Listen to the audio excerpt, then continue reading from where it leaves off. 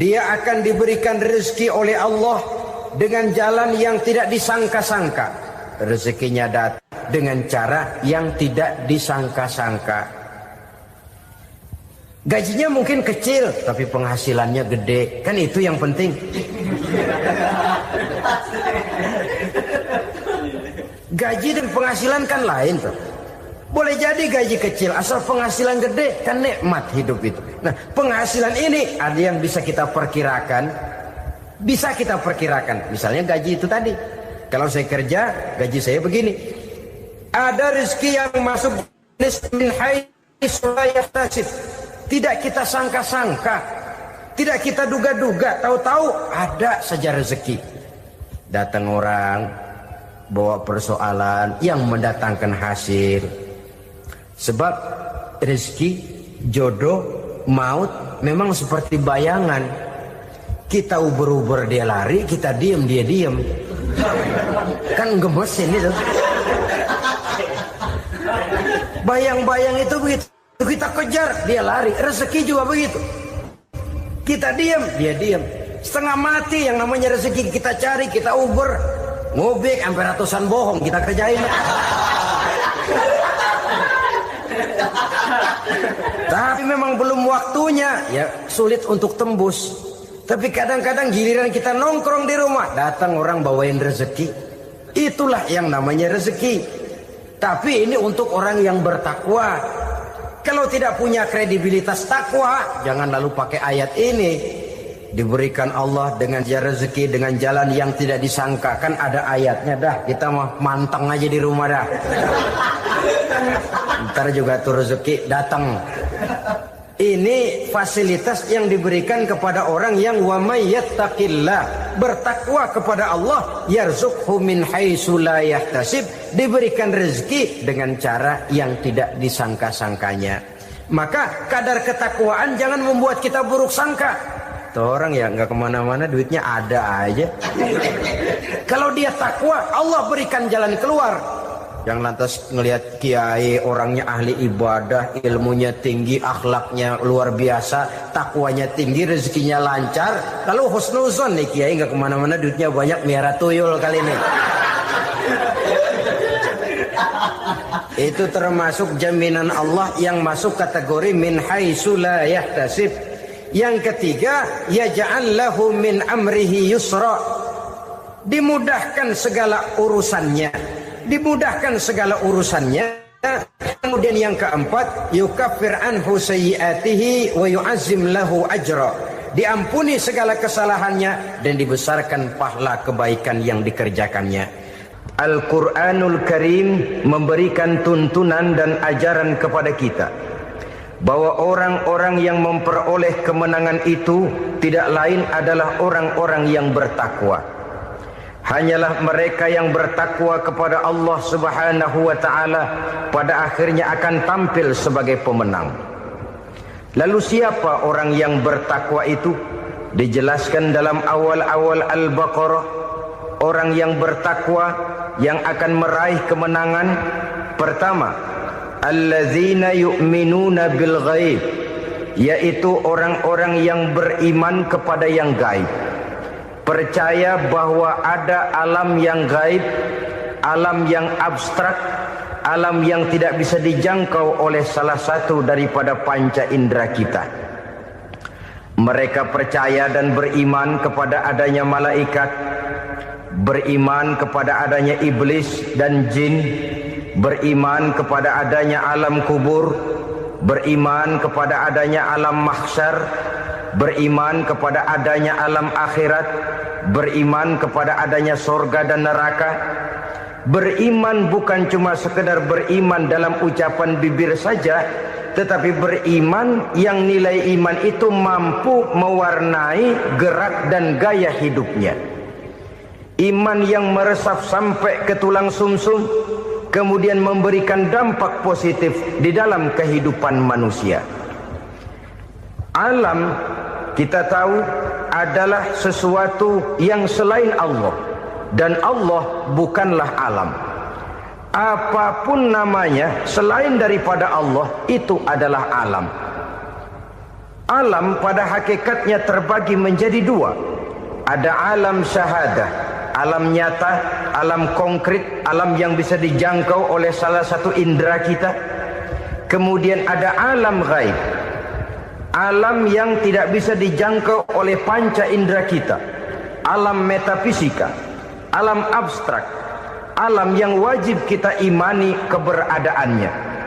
Kita percaya bahwa malaikat itu ada. Kita percaya kepada jin, bahwa jin itu ada. Kita percaya kepada adanya iblis dan setan. Bukan percaya kepada iblis dan setannya, percaya bahwa iblis dan setan itu ada. Itu termasuk salah satu daripada sifat orang yang bertakwa kepada Allah. Saudara-saudara kaum muslimin rahimakumullah, kecenderungan pembangunan yang lebih bersifat materialistis biasanya menggeser aspek kehidupan rohani. Orang berpikir empiri, dan dalam pola pikir yang demikian maka alam gaib tidak lagi mendapat perhatian. Aspek kehidupan yang bersifat rohaniah malah mulai ditinggalkan. Akibatnya terjadilah kepincangan di dalam kehidupan kita. Pernah ada satu pengalaman pribadi dalam perjalanan kembali ke tanah air. Dalam pesawat di sebelah kanan saya duduklah seorang Jerman namanya Heiner Simonsen. Iseng saya ajak kenalan, saya ajak ngobrol, saya tanya dia. Saya bilang, Mas Heiner ini, kalau pesawat yang kita tumpangi ini jatuh ke bawah, kira-kira apa yang bakal terjadi, Mas? Dia bilang, kita semua akan mati. Begitu? Iya. Oke. Apa itu mati? Tanya saya. Dia bilang, untuk tahu apa itu mati, kita harus tahu lebih dahulu apa itu hidup. Saya pikir nih bule bisa ngomong juga. Baiklah, kata saya. Apa hidup menurut Anda itu? Oh, hidup itu dia bilang, kalau seluruh anggota badan kita bekerja secara normal, paru-paru memompa darah secara normal, jantung berdetak secara normal, sel-sel tubuh bekerja secara fit, dan organisme tubuh hanya mau bekerja secara normal, dia bilang, kalau kita memberi makan yang cukup, menu yang teratur, dan gizi yang lengkap. Saya bilang, kesimpulannya apa, Ner? Dia jawab, hidup adalah dari tangan ke mulut. Life is from the hand to the mouth, kata dia. Hidup adalah dari tangan ke mulut. Jadi masalah hidup tidak lebih daripada masalah isi perut. Orang pergi pagi, pulang sore, peras keringat, banting tulang, perut yang dibelain. Saya bilang, you are wrong. Sampean salah, Ner. Kamu orang Islam bukan? Bukan. Pantas. Kenapa saya salah? Dia bilang, ya jelas salah. Salahnya di mana? Kamu ini manusia. Kalau hidup cuma dari tangan ke mulut, saya bilang, kambing di kampung saya juga begitu pikirannya, Ner. Itu kambing di kampung saya, asal perutnya kenyang, sudah hidup dia. Perkara besok bagaimana, lusa prospeknya macam mana, bulan depan ada apa, kambing nggak pernah mikir. Di kampung saya kambing juga pikirannya begitu. Kamu Kristen ya? Tadinya. Loh kok tadinya, lalu apa sekarang kamu ini? Dia bilang, sekarang saya netral. Saya tidak beragama, tapi saya percaya kepada Tuhan sebagai pencipta alam. Saya ingat benar dia bilang, I haven't any religious, but I believe to God as the creator of the world. Kenapa bisa netral begitu, Ner? Habis saya bingung katanya. Islam bilang Islam baik, Kristen bilang Kristen baik, Hindu Buddha bilang Hindu Buddha baik, semua agama baik. Saya netral sekalian, nggak beragama. Yang penting saya percaya kepada Tuhan. Saya bilang, Ner, kamu ini kayak orang mau beli celana, lalu bingung, yang satu bilang Levi's bagus, yang satu bilang Blue Jean hebat, yang satu bilang Wool England hebat. Celana ini hebat, celana itu bagus, celana ini hebat. Semua celana bagus, kamu bingung. Akhirnya netral, tidak pakai celana. Itu juga salah. Saya pikir-pikir, kemudian saya melihat bahwa dua pola berpikir Henner ini nampaknya sudah mulai menggejala di lingkungan masyarakat bangsa kita. Disadari atau tidak, secara jujur kita harus berkata, dua pola pemikiran Henner ini mulai berkembang di tengah masyarakat bangsa kita. Pertama, pola pikir materialisme. Hidup adalah dari tangan ke mulut. Masalah hidup tidak lebih masalah isi perut. Itu yang perlu dibela, dan disitulah arti kehidupan. Pergi pagi, pulang sore, peras keringat, banting tulang untuk mempertahankan perut. Kalau sudah kemari cara orang berpikir, maka buat apa percaya kepada yang gaib? Untuk apa sholat? Untuk apa puasa? Untuk apa zakat? Untuk apa menghadiri majelis taklim? Tanpa kepercayaan kepada yang gaib, hidup berjalan menurut alur empiris dan materialis. Kalau sudah ke sana cara orang berpikir, biasanya orang lalu cenderung menghalalkan segala cara. Hanyalah orang yang percaya bahwa akhirat ada. Hanyalah orang yang percaya bahwa alam kubur itu ada. Hanyalah orang yang percaya bahwa malaikat itu ada, hidupnya akan lebih terarah dan terkendali. Karena kepercayaan kepada yang gaib, yang merupakan fase daripada kehidupan setelah hidup yang sekarang ini, mewarnai gerak pribadi seseorang di dalam dia melakukan kegiatan hidupnya. Pola berpikir materialisme, disadari atau tidak, mulai menggejala di lingkungan masyarakat bangsa kita. Hidup tidak lebih dari urusan tangan ke mulut, mulut ke tangan, tangan ke mulut. Asal perut sudah kenyang, hiduplah sudah. Perkara bagaimana prospek hari yang akan datang, bagaimana akhirat, tidak jadi persoalan. Ini yang oleh Nabi diperingatkan, ad-dunya sijnul mu'min wa jannatul kafir. Dunia adalah penjara bagi orang beriman dan surga bagi orang kafir. Dulu di zaman Belanda hadis ini pernah disalah tafsirkan, disalah artikan, digunakan sebagai senjata untuk mengkebiri dan membuat impoten umat Islam. Sudahlah umat Islam gak usah macam-macam, kata Belanda. Dunia ini kan penjara buat orang Islam, surga buat orang kafir. Di penjara jangan bertingkah.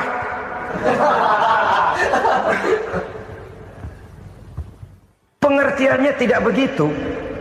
Dunia adalah penjara bagi orang mukmin. Artinya dalam kehidupan dunia seorang mukmin tidak bebas memperturutkan hawa nafsunya. Di penjara hawa nafsunya itu.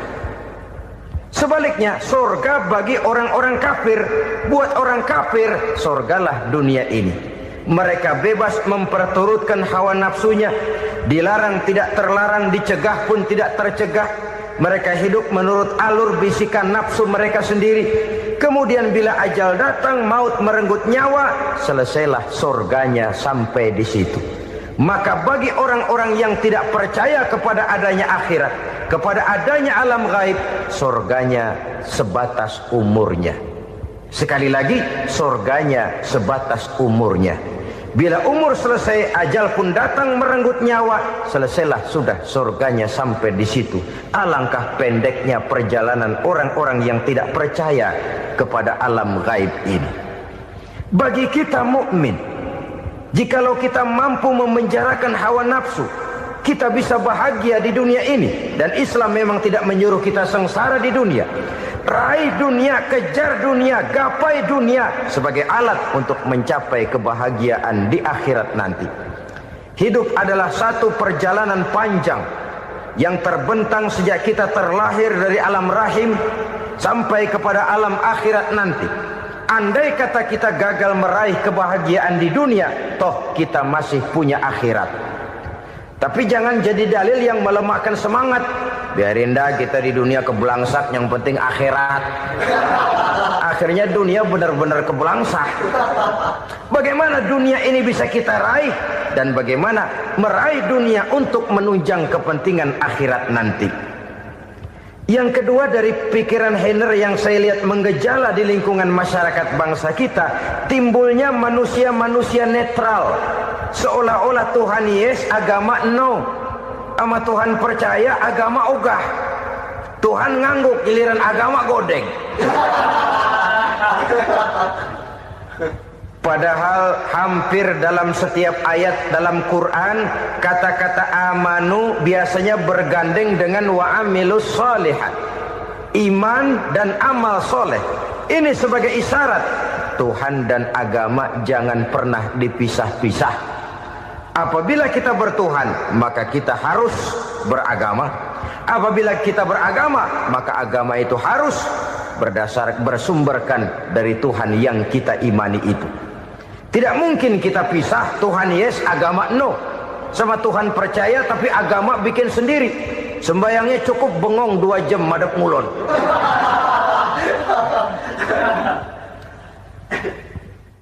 Saudara-saudara kaum muslimin rahimakumullah. Jadi dengan demikian, agama yang kita akui merupakan unsur mutlak di dalam pembangunan sekarang ini, merupakan bagian dari kehidupan yang menuntun kita bahwa di balik alam nyata ini, di balik alam syahadah ini ada alam ghaib. Dan mudabbir, murabbi, yang mengatur, yang menguasai, yang memelihara baik dia alam nyata, baik dia alam ghaib, tidak lain adalah Allah Subhanahu wa ta'ala. Di sana ada satu super power, satu maha kekuatan yang kita perlu bersandar kepadanya. Sebagai makhluk nyata yang hidup di alam nyata, berbuatlah secara nyata sebagaimana harusnya kita berbuat. Karena Islam jelas bukan agamanya orang pemalas. Islam jelas bukan agamanya orang yang mengajarkan setelah selesai sholat boleh duduk, nggelenggem ayam-ayam, ndelohom, menghitung bintang di langit sambil menunggu keajaiban. Tidak. Islam adalah agama yang mengajarkan apabila sholat sudah selesai kamu kerjakan, bertebaranlah di permukaan bumi, cari karunia Tuhanmu. Jangan hidup berpangku tangan menunggu keajaiban. Karena hidup bukan undian. Jangan berharap untung besar tanpa mau peras keringat. Tapi di sebalik itu toh kita juga harus yakin bahwa di sisi usaha nyata yang kita lakukan ada satu super power, satu maha kekuatan gaib yang menentukan berhasil dan tidaknya usaha kita. Kepercayaan kepada hal semacam inilah yang mendorong kita untuk mempunyai sandaran vertikal, agar jikalau usaha ini berhasil, kita tidak lupa diri dan lupa daratan. Jikalau usaha ini gagal, kita tidak putus asa dan buruk sangka, tidak cupik pandangan dan sempit hati, tapi mampu melihat persoalan dengan kacamata putih sambil husnuzon kepada Allah Subhanahu wa ta'ala. Kita percaya malaikat itu ada. Ada yang namanya raqib dan atid, mengawasi gerak hidup kita sampai kepada gerak hati kita. Ini memberikan sugesti agar kita berhati-hati. Tidak sejengkal tanah pun kita bisa berlindung dari pengawasan raqib dan atid. Ada munkar nakir yang akan menyoal kita di alam kubur. Ada malaikat Malik, penjaga neraka. Ada malaikat Ridwan yang menjaga surga. Kita percaya kepada adanya jin. Kita percaya kepada adanya setan, iblis. Percaya kepada adanya, bukan mempercayai si setan, si iblis lalu menjadikannya sebagai teman. Tidak. Percaya bahwa mereka itu ada dan merupakan makhluk Allah yang gaib, yang diciptakan Allah Azza wa Jalla. Kepercayaan kepada alam gaib memberikan motivasi terhadap gerak lahir manusia, sehingga dengan motivasi kepercayaan kepada yang gaib, gerak lahir jadi lebih terarah, jadi lebih terpelihara. Pernah seseorang bertanya, "Pak, apakah adanya akhirat bisa dibuktikan secara ilmiah?" Saya bilang tidak bisa, tidak bisa. Kenapa? Karena yang berangkat nggak pernah pulang kemari lagi. Kalau dia pulang kemari bisa kita tanya bagaimana enak di sono. Cuma secara moral saya katakan, lebih beruntung orang yang percaya kepada akhirat daripada yang tidak. Sekarang saudara percaya akhirat ada, lalu saudara baik-baik di dunia, sholat, puasa, zakat, menolong orang lain, menebarkan kebajikan. Saudara mati, andai kata akhirat tidak ada, toh dalam hidup saudara sudah berbuat baik, paling tidak nama saudara akan dikenang sebagai orang baik. Sebaliknya, saudara percaya, kata saya, bahwa akhirat tidak ada, lalu hidup semau-maunya, tenggelam dalam maksiat dan munkarat, menentang Allah, tidak mau ruku dan sujud. Lalu saudara mati, kemudian akhirat ada, ayo mau apa? Bekal tidak punya. Jadi secara moral lebih beruntung orang yang percaya kepada adanya akhirat daripada yang tidak percaya. Dan itu alam gaib yang tidak bisa dibuktikan secara eksat. Jangankan untuk membuktikan seperti itu, dalam kehidupan sehari-hari saja yang kita rasakan tidak selalu berbentuk toh. Angin, bagaimana sih bentuknya angin? Kita tidak tahu. Merah, buktinya kalau dikerok merah. Yang merah itu kulit, yang kulit kita bukan anginnya. Sakit, rasa sakit itu ada, tapi bagaimana bentuk sakit? Kita nggak pernah tahu. Kalau kita makan cabai pedas, bagaimana bentuk pedas itu tidak ada, tapi rasa ada. Bentuk pedas hijau, cabainya bukan pedasnya. Tidak semua yang kita rasakan bisa kita gambarkan dalam bentuk yang konkret.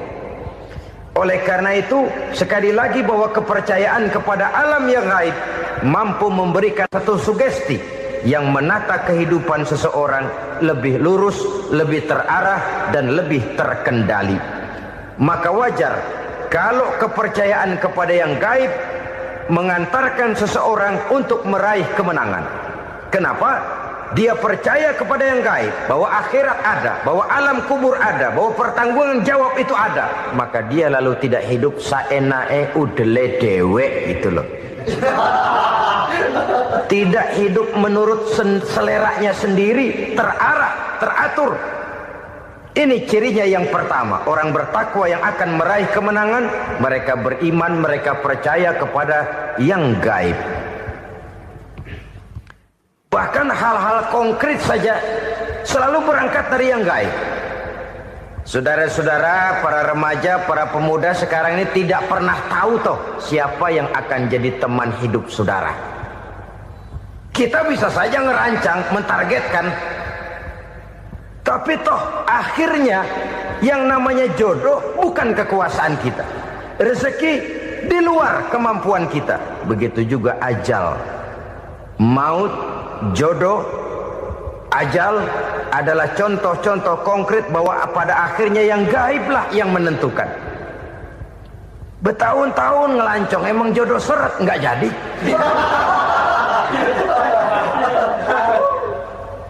Begitu kenal baru setengah malam nginep ditangkap hansip kan.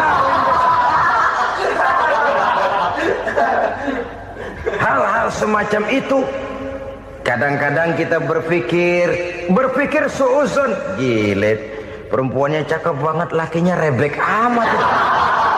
Memang begitulah jodohnya. Memang begitulah jodohnya. Saudara hadirin ma'asyiral muslimin yang saya hormati, jadi hal-hal yang konkret saja kita yakini sepenuhnya ditentukan oleh satu superpower yang gaib itu tadi. Dari sanalah segala ketentuan itu berangkat dan kesanalah segalanya akan kembali. Maka kepercayaan kepada yang gaib meluruskan gerak hidup seseorang dan itu akan mengantarkan dia kepada meraih kemenangan. Satu. Yang kedua, wa yuqimuna shalah. Orang bertakwa yang akan meraih kemenangan itu adalah orang-orang yang mendirikan sholat. Kenapa sholat mengantarkan orang untuk meraih kemenangan? Yang jelas, inna sholata tanha anil fahsya'i wal munkar. Sholat mampu mencegah manusia dari perbuatan keji dan munkar. Banyak filsafat hidup yang terkandung di dalam solat ini. Sejak kita wudhu sampai kita menghadap ke arah kiblat, sampai kita melakukan gerak-gerak solat, bacaan-bacaan yang ada di dalam solat, lalu sampai kepada mengucapkan salam. Banyak filsafat hidup yang terkandung di dalam solat.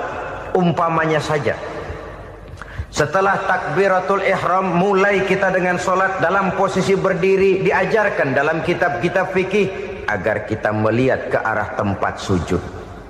Ini kan filsafat kehidupan. Kalau kamu solat dalam posisi berdiri, lihat tempat sujud. Jangan solat mata jelalatan, sebab nanti bisa mengurangi kekhusyuan. Jadi wajar kalau ia dikatakan bahwa yang paling afdol adalah soft yang di depan. Kenapa? Secara harfiah pengertiannya akan lebih mengundang kekhusyuan. Kenapa? Kalau kita di soft paling depan, di masjid umpamanya paling banter kita lihat tembok. Tapi kalau kita soft di tengah atau di belakang, orang-orang di depan kita pun akan kelihatan. Yang bajunya loreng, yang bajunya genggang, yang bajunya macam-macam. Kita lihat, kadang-kadang kita pikirin, ada yang bajunya bolong. Kita sholat tapi dalam hati, nih orang bajunya robek yang nggak tahu apa. Ada saja hal-hal yang mengusik kekhusyuan kita. Oleh sebab itu diajarkan dalam posisi berdiri, lihat, arahkan pandangan matamu kepada tempat sujud. Ini kan filsafat kehidupan. Maksudnya apa? Kalau lagi diri, lihat dong tempat sujud. Kalau udah di atas, ingat dong sama yang bawah. Kalau sudah tinggi, ingat dong dari mana kamu berangkat. Kalau sudah berkuasa, bantu dong yang lemah. Kalau sudah kaya, santuni dong yang miskin. Kalau sudah alim, bimbing dong yang awam. Ini filsafat kehidupan. Dalam posisi berdiri, kau lihat tempat sujud. Ini akan melahirkan kepekaan sosial, di mana seseorang mau tahu kepada orang lainnya. Bagaimanapun kaya kita, tinggi pangkat dan jabatan kita, jikalau hidup hanya untuk kepentingan perut sendiri saja, rasanya belum membawa manfaat di dalam kehidupan kita. Tapi efek yang tertinggi sesungguhnya, solat mencegah manusia dari perbuatan keji dan munkar. Perbuatan keji dan munkar, walaupun kelihatannya mendatangkan uang, membawa keuntungan, tapi itu keuntungan semu, keuntungan sementara. Dengan menipu orang lain kita bisa dapat untung, tapi tidak membawa berkah. Dan itu adalah kerugian besar dalam kehidupan kita. Maka untuk meraih kemenangan, harus dimulai dengan membentuk kepribadian yang tegar, memiliki sandaran vertikal yang langsung kepada Allah Subhanahu wa ta'ala. Dan itu hanya bisa kita tempuh melalui jalur ibadah formal yang sudah ditentukan Allah, yakni solat yang 5 waktu. Untuk memperkuat itu, ada solat-solat sunnah, rawatib, nawafil, sebagai terminal-terminal kontrol cadangan untuk memelihara stabilitas temperatur batin di dalam kita berhubungan dengan zat yang maha gaib, yaitu Allah Subhanahu wa ta'ala. Orang sering bertanya, Pak, itu tetangga saya nggak sholat, duitnya nggak habis-habis, Pak. Nggak sholat tapi mobilnya tambah terus. Nggak sholat tapi usahanya makin maju.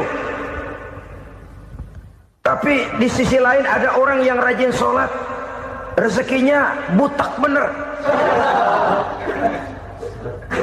Anaknya mana kurus, mana korengan. Saudara hadirin ma'asyiral muslimin rahimakumullah. Harus saya katakan bahwa solat memang bukan untuk cari duit.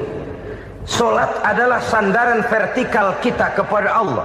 Sedangkan soal rezeki itu berkaitan dengan sifat Allah Maha Pengasih dan Maha Penyayang. Allah Maha Pengasih, siapapun dikasih kalau mau usaha. Allah Maha Penyayang, tidak semua orang disayang oleh Allah Azza wa Jalla. Dan belum tentu banyak harta itu merupakan nikmat. Mungkin juga istidraj. Artinya istidraj itu dikasih tapi diambulin, kalau bahasa Betawinya itu. Dikasih tapi diambulin, itu bukan merupakan nikmat sesungguhnya, lebih merupakan azab dari Allah Subhanahu wa ta'ala.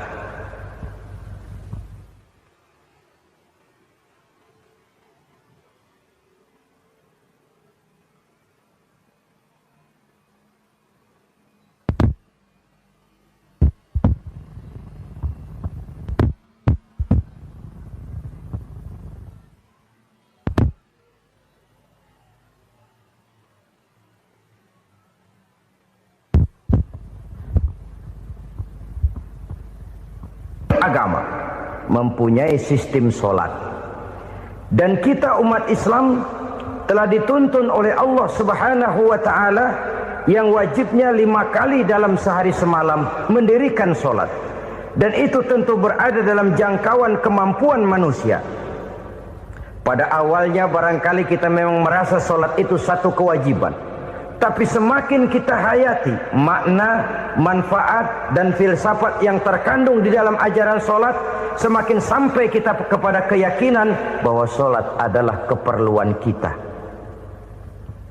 Sehingga pada waktu tertentu dinilai puncaknya, kita tidak lagi akan berkata, saya wajib sholat. Tapi kita akan berkata, saya perlu sholat. Kalau kita sudah merasakan itu adalah keperluan kita, nah di sanalah kita baru akan merasakan ruginya kalau hal itu tidak kita laksanakan. Sepanjang kita masih berkata saya wajib sholat, kita akan lebih merasakan dia sebagai beban ketimbang sebagai keperluan. Yang jelas Allah tidak memerlukan ibadah yang kita laksanakan ini. Dengan kata lain, andai kata satu dunia penuh ini orang tidak ada yang sholat satu pun, Allah tidak akan turun dari jabatan Tuhan. Jangan lalu berpikir kalau kita ngambek se-RW kagak sembahyang Tuhan tekor kali ini ya. Tentu tidak. Itu perlunya kita, bukan perlunya Allah. Dan pada induknya kita akan berkata saya perlu agama. Kalau secara induk kita sudah memerlukan agama, maka konsep-konsep yang ada di dalam ajaran agama itu pun adalah juga merupakan keperluan kita. Baik dia bernama sholat, baik dia bernama puasa, baik dia bernama zakat, baik dia bernama haji, seluruhnya adalah keperluan kita. Dan sesuatu yang kita perlukan apabila tidak kita laksanakan akan melahirkan kerugian di dalam kehidupan. Jangan heran kalau kita membaca riwayat perjalanan hidup para salafus soleh, orang-orang soleh. Ada yang tahajud sampai 100 rakaat, ada yang sholat malam kakinya sampai bengkak. Kita sekalinya bengkak biri-biri. Ada yang sholat membaca surah dalam Al-Quran sampai khotam Quran. Kok mau? Mereka sudah merasakan itu keperluan. Itu saja soalnya. Satu saat pun jikalau kita merasa bahwa itu keperluan saya, kita pun akan melaksanakan seperti itu. Keperluan saya dalam kehidupan. Inilah yang kedua. Yang ketiga, orang bertakwa yang akan meraih kemenangan itu, wa mimma razaqnahum yunfikun. Mereka membelanjakan sebagian daripada rezeki yang diberikan Allah kepada mereka. Mereka infakkan di jalan Allah. Ada satu dialog menarik. Satu hari seorang anak muda bertemu dengan seorang kakek-kakek yang sudah dikenalnya baik. Bertanyalah anak muda ini, "Kek, umur kakek berapa tahun?" 15 tahun, kata si kakek. Anak kakek berapa orang? 1. Harta kakek berapa banyak? 15 juta. Si anak muda ini bengong. Lalu protes, "Kok kakek bohongin saya?" "Kenapa?" "Saya tahu umur kakek 70 tahun. Kenapa ngaku 15? Saya tahu anak kakek 5. Kenapa bilang 1? Saya tahu kakek miliuner, miliaran uang kakek. Kenapa ngaku cuma 15 juta? Begini, kata si kakek tadi. Benar, umur saya 70 tahun. Tapi dari umur yang 70 tahun itu baru 15 tahun terakhir ini saya merasakan ibadah kepada Allah. Meninggalkan maksiat, jauh dari segala macam munkarat. Maka yang 15 tahun inilah yang benar-benar saya rasakan sebagai umur saya. Benar anak saya 5, tapi yang 4 susah diatur. Cuman 1 rasanya nih yang bakal jadi si buah hati belahan jantung pelanjut cerita penerus sejarah. Cuma 1 ini yang saya harapkan yang akan jadi anak soleh, yang akan membuat saya menerima pensiunan pahala. Kalau yang 4 apek dah, nggak ada harapan. Yang satu nyekek botol melulu. Oh begitu, iya. Lalu kenapa kakek bilang harta kakek cuma 15 juta padahal saya tahu kakek uangnya miliaran, depositonya banyak? Ya karena 15 juta itulah yang saya ingat yang pernah saya belanjakan di jalan Allah. Saya merasa itulah harta saya yang sebenarnya. Yang miliaran yang saya simpan di bank kelak kalau satu saat saya mati akan jadi rebutan di antara anak-anak saya. Iya kalau anak saya soleh kayak yang satu ini. Kalau yang 4 tadi udah tulen dia bakal berantem dah berebut tuh. Jadi 15 juta yang saya belanjakan di jalan Allah inilah yang saya merasakan benar-benar harta saya yang sesungguhnya. Dialog ini patut menjadi bahan renungan kita bersama. Diberikan kita umur 40, 50, 60, 70, 80. Berapa tahun dari umur yang diberikan itu yang jalan mulus, yang kita gunakan untuk melaksanakan ibadah? Banyak harta kita simpan di bank, di lemari, di dompet, di tas. Tapi berapa yang sudah kita depositokan di jalan Allah yang akan menemani kita di hari kita kembali nanti? Maka orang bertakwa yang akan meraih kemenangan, wa mimma razaqnahum yunfikun, mereka membelanjakan sebagian dari rezeki yang diberikan Allah di jalan Allah subhanahu wa ta'ala. Ma'asyiral muslimin rahimakumullah, zahirnya memang kita memberikan kepada orang lain, tapi hakikatnya kita menyimpan untuk diri kita sendiri. Kita memberikan kepada yatim piatu 25.000. Zahirnya kita memberikan si yatim, hakikatnya kan kita cuma nyimpan. Saya berikan, titip kepadamu, ini untuk saya di akhirat. Kau boleh belikan baju, kau boleh belikan untukmu makan, kau boleh bayarkan sekolahmu. Ini untuk saya. Hakikatnya kita nyumbang masjid 1 juta, zahirnya kita berikan kepada panitia masjid, tapi hakikatnya kan cuma titip 1 juta ya untuk saya di alam kubur nanti. Silakan kau boleh belikan semen, ini uang, belikan besi, belikan pasir. Saya cuma sekedar titip untuk kepentingan saya. Hakikatnya kita cuma sekedar menitip.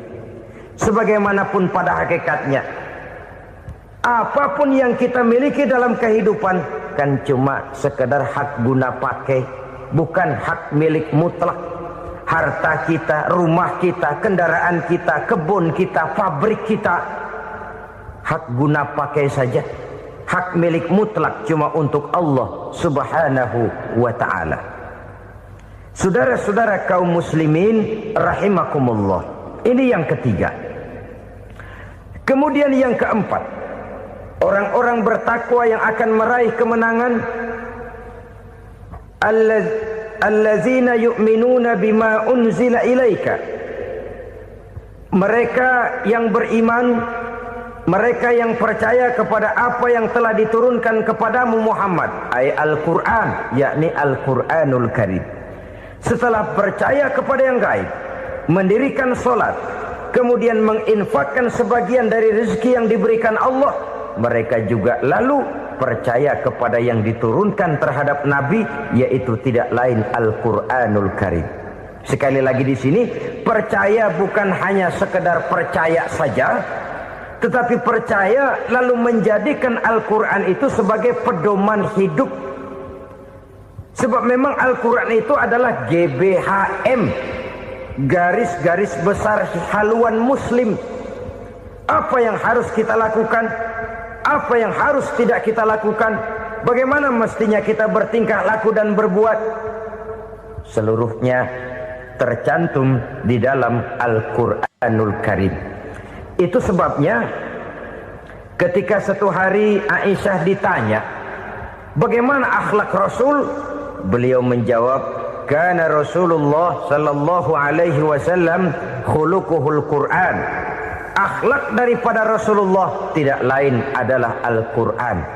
Jawaban simpel ini memberikan gambaran bahwa keseluruhan daripada konsepsi Quran sudah diterjemahkan dalam kehidupan Rasulullah Sallallahu Alaihi Wasallam. Karena kita tahu akhlak adalah keseluruhan dari gerak hidup manusia. Sejak ia berpribadi, berumah tangga, bertetangga, bermasyarakat, sampai kepada berbangsa dan bernegara, Al-Quran tetap memberikan sentuhan nilainya. Oleh karenanya, orang-orang yang bertakwa adalah orang-orang yang menjadikan Al-Quran sebagai pedoman dalam kehidupannya. Dan kita yakini Al-Quran diturunkan kepada Nabi Muhammad bukan merupakan produk Nabi Muhammad. Isi dan redaksinya langsung dari Allah Subhanahu wa ta'ala. Kemudian cirinya yang kelima, orang bertakwa yang akan meraih kemenangan itu, wa ma unzila min qablika. Tidak hanya sekedar percaya kepada yang diturunkan terhadap Nabi Muhammad yaitu Al-Quran, mereka juga percaya kepada apa yang pernah diturunkan kepada para nabi, kepada para rasul sebelum Nabi Muhammad. Percaya kepada adanya suhuf, percaya kepada adanya Taurat, percaya kepada adanya Injil, percaya bahwa Allah dahulunya sudah menurunkan Taurat kepada Musa, percaya bahwa Allah sudah menurunkan Injil kepada Isa, percaya Injil ada, Taurat ada, diturunkan Allah untuk Isa dan Musa, tetapi tidak wajib mengamalkannya karena kita sudah diberikan Al-Quranul Karim.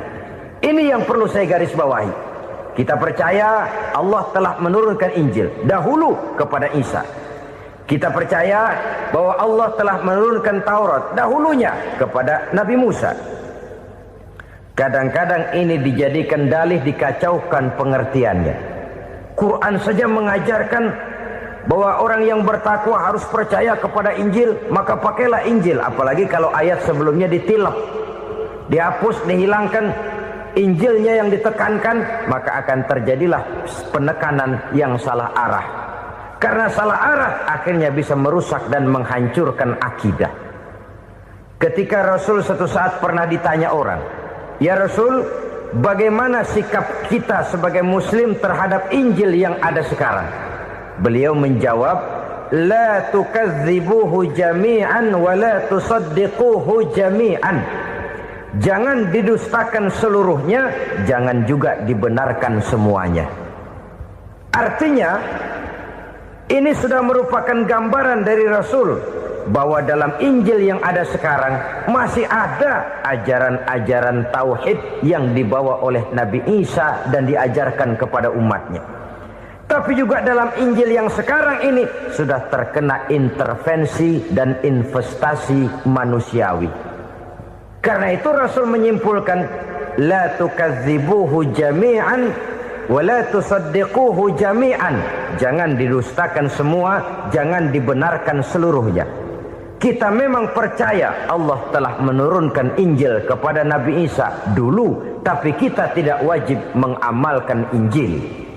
Kita percaya Allah telah menurunkan Taurat kepada Nabi Musa, tapi kita tidak wajib mengamalkan kitab ajaran Taurat. Yang wajib kita percayai dan kita amalkan hanyalah Al-Quranul Karim. Kenapa? Oleh karena baik yang ada di dalam Taurat, baik yang ada di dalam Injil, tentu tercakup di dalam Al-Quran sebagai kitab terakhir yang diturunkan oleh Allah Subhanahu wa ta'ala. Dan itu wajar. Kalau seorang pejabat mau mengeluarkan satu keputusan baru, tentu dia harus meninjau keputusan-keputusan lama. Andai kata dianggap tidak berlaku, dianggap tidak relevan lagi, maka keputusan-keputusan lama itu tentu sudah dianggap tidak berlaku. Sebagian daripada aturan-aturan dalam keputusan lama yang masih dianggap relevan tercantum dalam keputusan baru yang wajib diamalkan. Begitulah hubungannya antara Al-Quran, Taurat, Zabur, dan Injil. 4 kitab samawi yang diturunkan Allah masing-masing kepada Zabur untuk Nabi Daud, Taurat untuk Nabi Musa, dan Injil untuk Nabi Isa alaihi wassalatu wassalam. Ketiga-tiga kitab itu kita percayai adanya, Kita yakini Allah telah menurunkan Zabur, Taurat dan Injil, tapi kita tidak wajib mengamalkannya. Yang wajib kita mengamalkannya sekarang ini tidak lain hanyalah Al-Quranul Karim saja, karena ia mencakup apa yang ada di dalam Zabur, apa yang ada di dalam Taurat, dan apa yang ada di dalam Injil. Keotentikannya bisa dipertanggungjawabkan. Ya, tapi kan Nabi Muhammad sudah mati 14 abad yang lalu, dan di zaman beliau Al-Quran kan belum dikodifikasikan, belum ditulis. Bagaimana keotentikannya bisa dipertanggungjawabkan? Mudah saja. Allah berjanji, inna nahnu nazzalna dzikra wa inna lahu lahafizun. Kami yang menurunkan Al-Quran dan kami yang akan menjaga dan memeliharanya. Allah turunkan Quran, Allah menjaganya. Bagaimana cara Allah menjaga Al-Quran itu? Banyaknya orang-orang yang hafaz Al-Quran.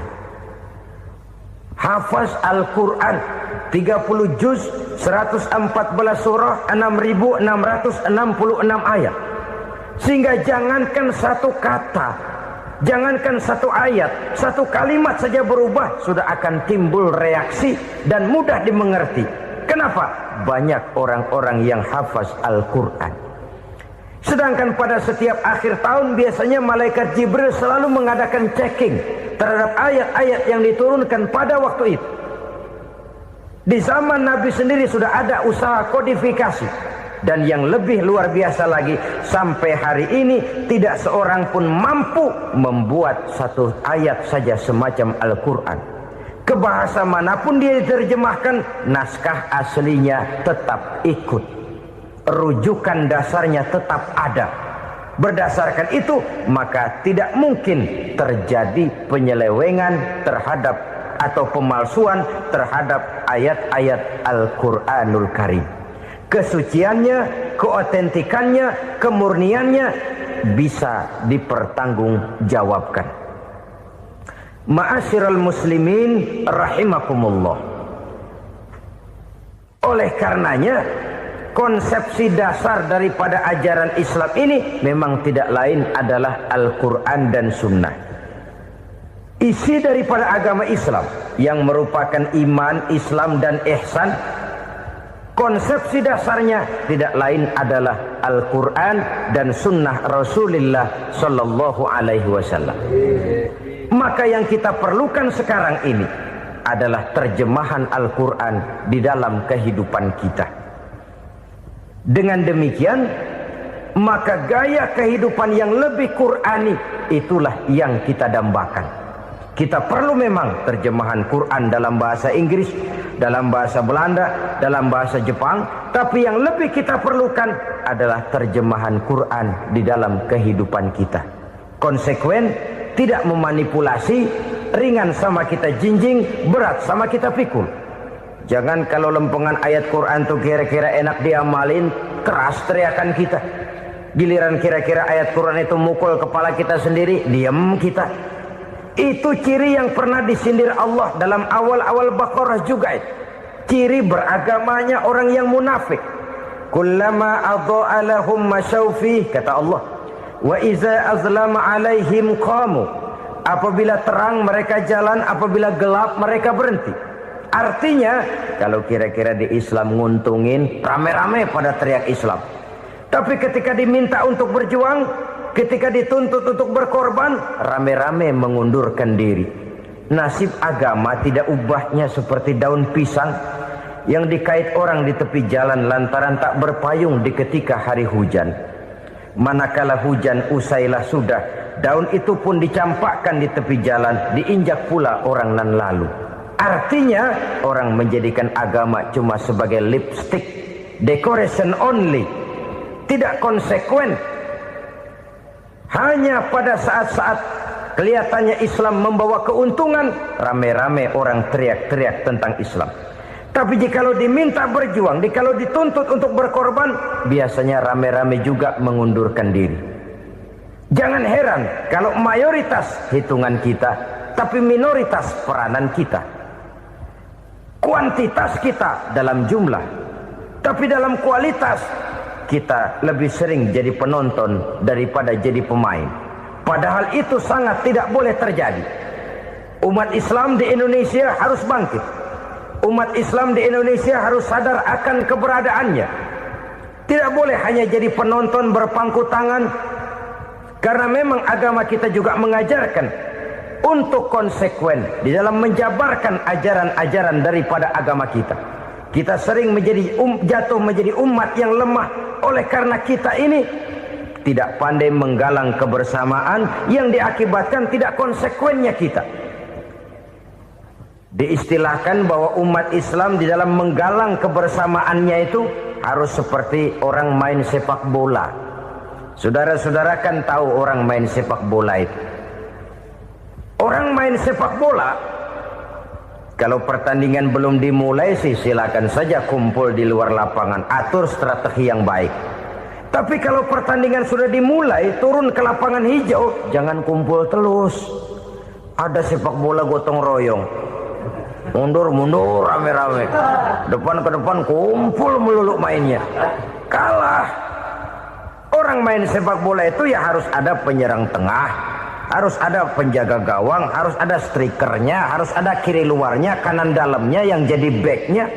Posisi boleh bermacam-macam, tapi yang penting saling ngoper untuk menggolkan gawang lawan. Begitulah umat Islam ini. Boleh ada yang jadi pejabat, boleh ada yang jadi pengusaha, boleh ada yang jadi petani, silakan ada yang jadi seniman, ada yang jadi penyair, ada yang jadi artis sekalipun. Tapi kalau sudah berhasil menguasai bola, jangan lupa operannya. Operan itu yang langka. Kita ini muslim kadang-kadang kalau sudah memegang menguasai bola, kalau belum mau mampus, belum mau ngoper. Nanti kalau sudah nggak punya bola, baru mau ngoper. Kalau sudah dengar-dengar mau dekat pensiun, baru mau jihad, baru mau berjuang, baru mau ngurus pesantren. Tanda tangan sudah tidak laku, memo sudah tidak dihargai, baru mau berjuang. Kemarin kemana mas? Kita tidak pandai memanfaatkan posisi. Dengan kata lain, kalau kembali kepada persoalan kita, konsekuensi kita terhadap agama yang kita anut ini belum ideal. Kita masih lebih sering berislam ini pada saat-saat yang menurut perhitungan kita membawa keuntungan. Tapi kalau diminta berjuang, dituntut berkorban, yang itu pun hakikatnya adalah untuk kepentingan kita juga. Allah tidak pernah menuntut kita untuk jihad bagi kepentingan Allah, itu tidak. Berjuang menegakkan agama Allah, apakah untuk kepentingan Allah? Tidak. Untuk kepentingan kita. Sebab nilai-nilai jihad itu pada akhirnya akan membawa kita kepada satu kebahagiaan. Setidaknya kalau tidak di dunia, tentu di akhirat sebagai syahid.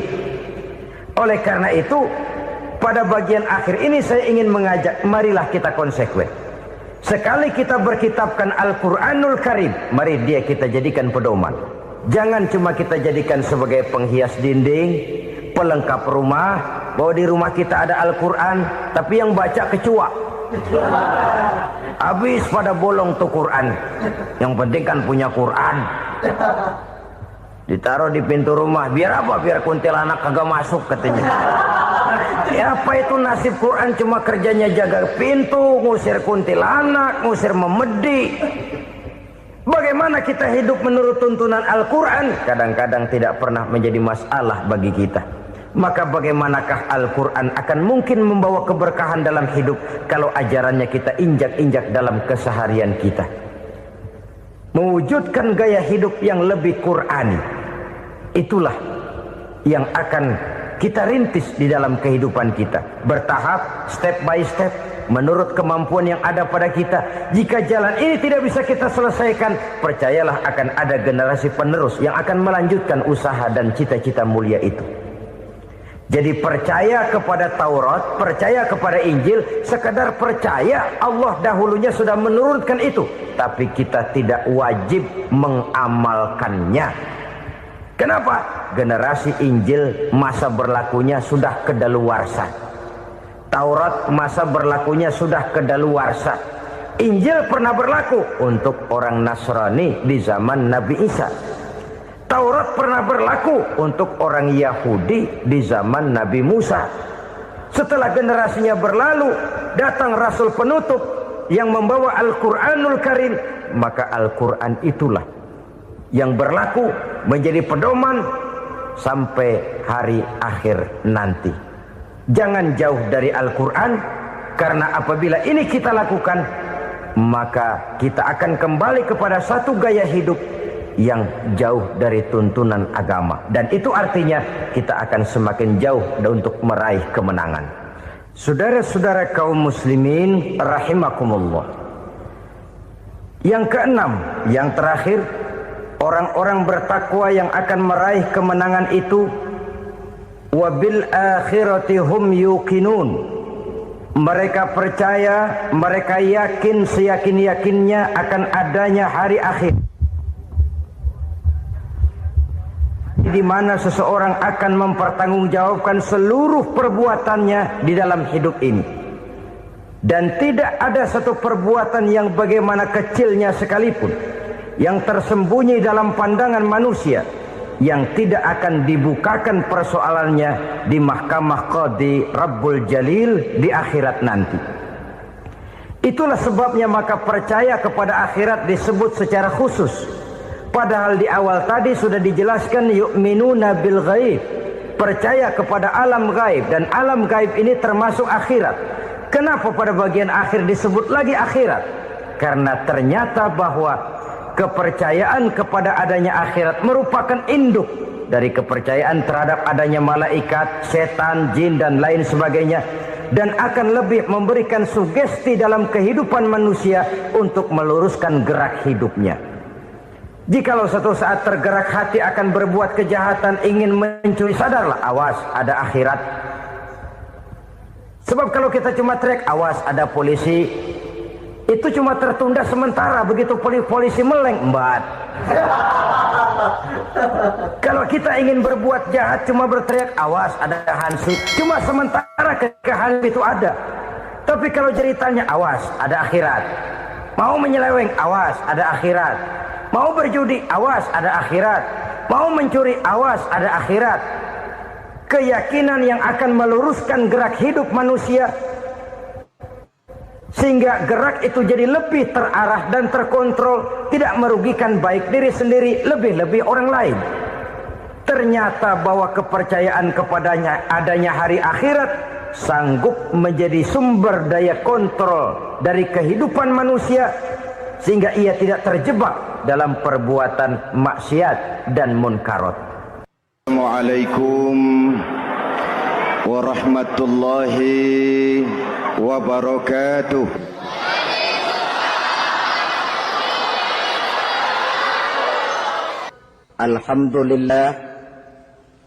Alhamdulillahillazi ja'ala ramadhana syahra siyama lil mu'minin. Wassalatu wassalamu ala asyrafil anbiya'i wal mursalin Sayyidina wa maulana Muhammadin wa ala alihi wa ashabihil mujahidin at-tahirin, amma ba'du. Ma'asyiral muslimin rahimakumullah. Dari jumlah 12 bulan yang ada dalam agama kita, yang dihitung sejak Muharram sampai dengan bulan Zulqa'dah, maka Ramadan mendapat gelar Sayyidus Syuhur. Sayyidus Syuhur artinya raja, penghulu atau tuan dari seluruh bulan. Apa sebabnya maka Ramadan ini dinamakan Sayyidus Syuhur? Sebab yang pertama, Ramadan dipilih oleh Allah menjadi bulan tempat di mana pertama kali diturunkan ayat-ayat suci Al-Quranul Karim. Allah tidak memilih Rabiul Awal, tidak Rajab, tidak pula Sya'ban misalnya, tetapi dipilihnya Ramadan untuk menjadi bulan di mana diturunkan ayat-ayat suci Al-Quranul Karim. Seperti yang dijelaskan dalam surah Al-Baqarah ayat 185, A'udzu billahi minasyaitonir rajim. Syahrul Ramadan allazi unzila fihi al-Qur'an hudan lin-nasi wa bayyinatin minal huda wal furqan. Bulan Ramadan, bulan di mana diturunkan di dalamnya Al-Qur'anul Karim yang merupakan petunjuk dan jalan menuju petunjuk bagi orang-orang yang beriman. Oleh sebab itu, salah satu bentuk ibadah yang sangat dianjurkan di bulan Ramadan diantaranya ialah memperbanyak membaca ayat-ayat suci Al-Quranul Karim. Yang kedua, Ramadan disebut Sayyidus Syuhur karena di dalamnya ada satu malam yang bobotnya khairun min alfi syahr. Satu malam tetapi lebih baik daripada 1000 bulan. Itu dinamakan dengan Lailatul Qadar. 1000 bulan kira-kira 83 tahun. Nilai ibadah di malam itu lebih baik daripada nilai ibadah 83 tahun. Padahal umur orang sekarang kan jarang yang sampai 83 tahun. Bagaimana ini harus kita pahami?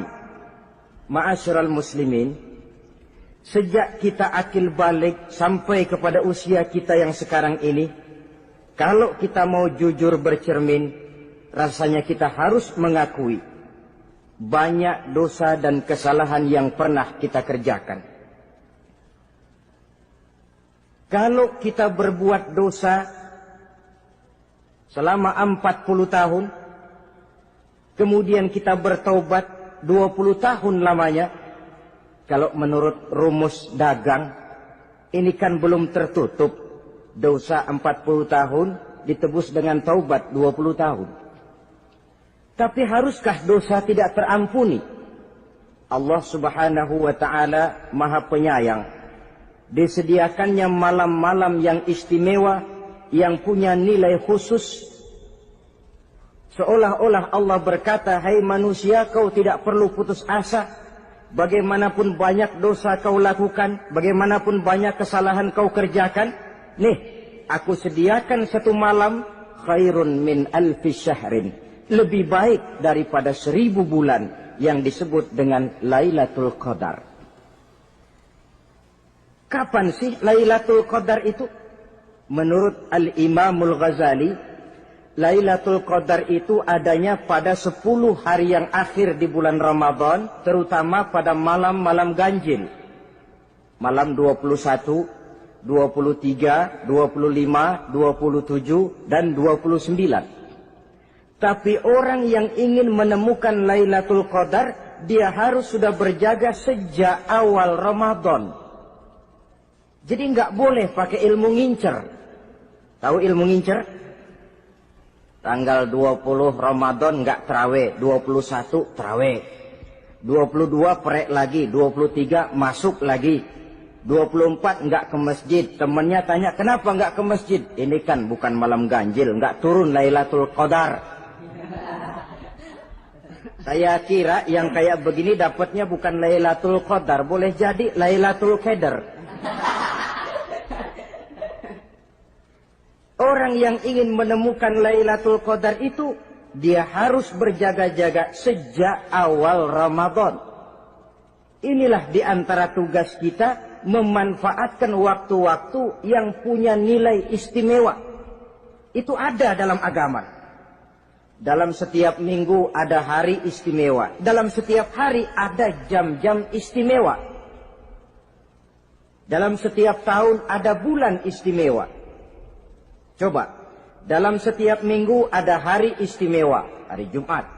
Dalam setiap hari ada jam-jam istimewa, sepertiga malam yang terakhir. Antara jam 2 sampai menjelang fajar di kala subuh, itu saat-saat istimewa. Di samping saat istimewa, Allah pun menyediakan tempat-tempat yang istimewa.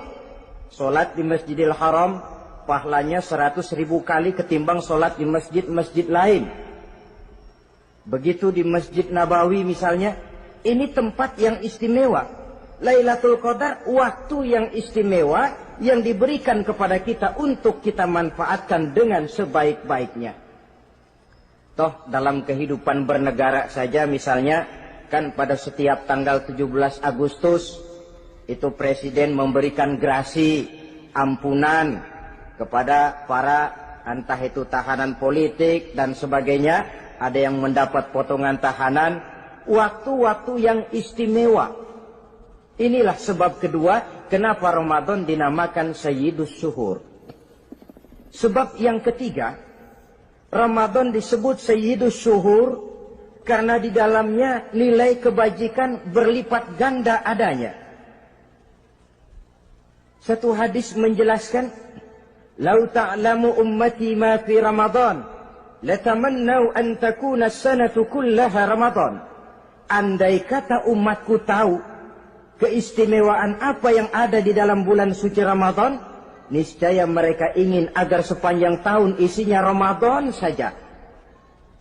Apa sebabnya? Li'annal hasanata fihi mujtami'atun. Di dalam bulan Ramadan itu berkumpul segala macam kebajikan. Wa ta'atu maqbulatun. Segala perbuatan taat diterima oleh Allah. Wa da'awati mustajabatun. Segala macam doa dan permohonan dikabulkan oleh Allah. Wadzunuba maghfuratun, dan segala macam dosa diampuni oleh Allah Subhanahu wa taala. Berlipat gandanya nilai kebajikan yang kita kerjakan di bulan suci Ramadan. Itu sebabnya seorang muslim dalam menyambut bulan suci Ramadan penuh dengan sikap kegembiraan. Kata baginda Nabi, "Man fariha bidukhuli Ramadan, haramallahu jasadahu 'alan niran." Siapa orang yang gembira dengan datangnya bulan suci Ramadan, Allah haramkan badannya dari api neraka. Gembira menyambut Ramadan artinya bagaimana?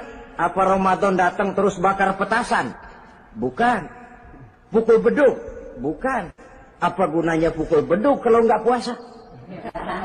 Apa gunanya bakar mercon kalau tidak melaksanakan ibadah di bulan suci Ramadan? Gembira menyambut datangnya Ramadan dalam arti mempersiapkan diri untuk melaksanakan ibadah dengan sebaik-baiknya di bulan suci Ramadan ini. Ma'asyiral muslimin rahimakumullah. Yang terakhir, kenapa Ramadan disebut Sayyidus Syuhur? Karena di dalam bulan suci Ramadan ada perintah melaksanakan ibadah puasa. Apa istimewanya ibadah puasa? Pertama, yang dipanggil untuk melaksanakan puasa itu iman. Ini panggilan istimewa. Allah menyatakan, "Ya ayyuhalladzina amanu kutiba alaikumusiyam."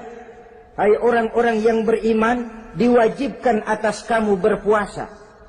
Iman yang dipanggil untuk melaksanakan ibadah puasa. Contoh, satu hari di depan rumah kita lewat tukang pepaya, tukang duku, tukang duren. Kita panggil satu tukang pepaya, "Bang, pepaya, berhenti dulu sebentar." Kira-kira yang merasa tukang pepaya berhenti enggak? Berhenti. Ini tukang duku sama tukang duren berhenti enggak? Tidak. Tentu tidak berhenti karena tidak dipanggil. Ini Ramadan yang dipanggil orang-orang beriman. Hai orang-orang yang beriman, berhenti dulu sebentar. Berhenti apa? Berhenti makan di waktu siang, berhenti minum di waktu siang. Yang merasa beriman, berhenti. Yang tidak beriman, langsung. Biar Ramadan siang-siang makan jalan terus, ngerokok ngelepus terus. Kenapa? Tidak beriman, tidak merasa terpanggil oleh ayat tadi. Sekarang tukang pepaya lewat di depan rumah. Kita panggil, "Bang, pepaya, berhenti dulu." Dia dengar tapi nggak mau berhenti. Apa kita bilang? Tukang pepaya budak. Dipanggil nggak mau berhenti. Ini ada orang ngaku beriman kepada Allah. Ramadan dipanggil disuruh berhenti makan siang, nggak berhenti juga, mukmin budak. Disuruh berhenti minum di waktu siang, nggak berhenti juga, mukmin budak. Ini istimewanya puasa. Panggilan difokuskan kepada iman. Hai orang-orang yang beriman, Allah tidak bilang hai orang-orang yang sudah masuk Islam, tidak. Ya ayyuhallazina aslamu, tidak. Ya ayyuhallazina amanu yang dipanggil. Hai orang-orang yang beriman. Nilai nurani yang paling dalam itu yang dipanggil melaksanakan ibadah puasa. Lalu orang beriman yang bagaimana yang wajib puasa? Pertama, dia sudah balik. Yang kedua, berakal sehat. Yang ketiga, dia mampu berpuasa. Orang beriman macam ini, balik, berakal sehat, mampu melaksanakan puasa. Kalau cukup syarat ini, dia wajib puasa. Kurang syarat, tidak wajib puasa. Jadi kalau di bulan Ramadan ada teman kita tidak puasa, jangan heran barangkali syaratnya kurang. Cukup dalam hati saja, ini orang kurang syarat. Makanya nggak puasa. Pak, itu teman saya kok nggak puasa? Nggak puasa, nggak puasa. Dia bukan orang beriman kali ah. Orang yang tidak beriman itu tidak wajib puasa. Beriman kok Pak? Iman, tapi nggak puasa, nggak puasa. Belum balik kali ah. Belum balik, cuma badan doang gede. Bongsor kali itu. Belum balik. Sudah kok Pak, sudah balik, sudah. Tapi nggak puasa, enggak. Gila kali dia ah. Gila kali, sebab orang yang tidak berakal itu tidak wajib puasa. Waras Pak, dia tidak gila, tidak. Barangkali dia tidak mampu melaksanakan puasa karena terkena uzur syar'i. Ini keistimewaan puasa yang pertama yang dipanggil melaksanakannya iman. Keistimewaan yang kedua, oleh karena yang dipanggil iman, maka puasa dinamakan ibadah sirriyah. Ibadah rahasia. Kalau kita sembahyang, orang lihat kan? Lihat enggak? Lihat. Kita bayar zakat, orang tahu. Kita pergi haji, apalagi pergi haji, sekampung nganterin. Tapi kita puasa atau tidak puasa, yang tahu kan cuma kita dan Allah saja. Pura-pura sedekah, nggak bisa. Pura-pura sholat, ketahuan. Gerakannya mesti canggung. Pura-pura pergi haji, kemana perginya? Tapi pura-pura puasa, gampang. Namanya ibadah sirriyah. Bulan puasa, jam 8 pagi, makan. Keluar rumah, bibir lap yang kering. Jalan lemesin dikit. Ada angin, belaga miring. Temennya tanya, lo lemes amat, gue lagi puasa nih. Orang lain bisa dibohongi. Sebab puasa memang merupakan ibadah sirriyah. Yang tahu cuma kita dan Allah saja. Karena dia ibadah rahasia, puasa ini sulit terkena penyakit riya. Ibadah yang lain karena kelihatan orang, gampang kena penyakit riya. To show only. Sholat, karena kelihatan orang, gampang kena penyakit riya. Karena saya jadi imam, misalnya, di belakang saya lihat ada mertua, wah, saya bikinlah sembahyang saya mantap-mantap. Pakai serban, pakai siwak. Bahasanya saya paseh-pasehin. Kayak orang 16 tahun di Mekah. Wah, ufoli, warwal, maghribi, salah sarokaatin. Allahu Akbar. Surahnya saya cari yang panjang-panjang. Paling pendek Sabbihis sama Wadduha. Akibat apa itu? Riya, di belakang ada calon mertua. Tapi kalau sholat sendirian dalam kamar, boro-boro pakai serban dan siwak, kadang-kadang kaos kutang saja cukup. Surahnya jangan Sabbihis sampai Wadduha, langganannya Inna A'toinakal Kautsar sama Qul Huwallahu Ahad. Karena sholat terlihat orang, mudah kena penyakit riya. Sedekah pun begitu. Mulanya niatnya cuma mau sedekah 5.000. Karena ada orang yang disedekahani, naik 10.000. Yang 5.000 sudah karena orang. Jadi ibadah yang lain itu mudah terkena riya, tapi juga mudah dinilai orang. Kita bisa saja bilang, itu orang sholatnya khusyuk ya. Kenapa? Kelihatan dari gerakannya. Itu orang hajinya mabrur ya. Kenapa? Kelihatan dari tingkah lakunya setelah pulang haji. Itu orang sedekahnya berani ya. Kenapa? Ketahuan dari jumlahnya. Ibadah yang lain bisa dinilai, tapi puasa nggak bisa dinilai. Itu orang puasanya mantap bener ya. Kenapa? Beludah melulu. Itu bukan ukuran. Itulah sebabnya dia dinamakan ibadah sirriyah, ibadah yang abstrak, yang tahu cuma si pelaksana dan Allah saja. Ini keistimewaan puasa yang kedua. Yang ketiga, saudara-saudara, kalau ibadah-ibadah yang lain, ganjaran pahalanya itu dijelaskan oleh Allah. Sedekah kalau ikhlas pahalanya begini. Haji kalau mabrur pahalanya ini. Sembahyang berjamaah pahalanya ini. Untuk puasa tidak. Puasa Allah cuma bilang as-siyamu li wa ana ajzi bihi. Puasa adalah untukku, aku yang akan membalasnya. Berapa besar balasannya tidak dijelaskan oleh Allah. Apa artinya ini? Kalau saudara kerja, mandor bilang, sampean kerja sama saya, gaji 1 hari 5.000.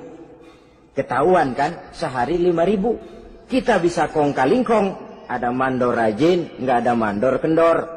Pokoknya sehari 5.000. Tapi kalau mandor cuma bilang, kau kerja sama aku, soal gajimu nanti aku yang atur. Tidak dijelaskan berapanya, nanti aku yang atur. Ini kan mestinya kita kerja hati-hati. Sebab apa? Mungkin gaji kita lebih besar dari jumlah 5.000 kalau kerjaan memuaskan. Mungkin tidak digaji sama sekali kalau kerjaan berantakan.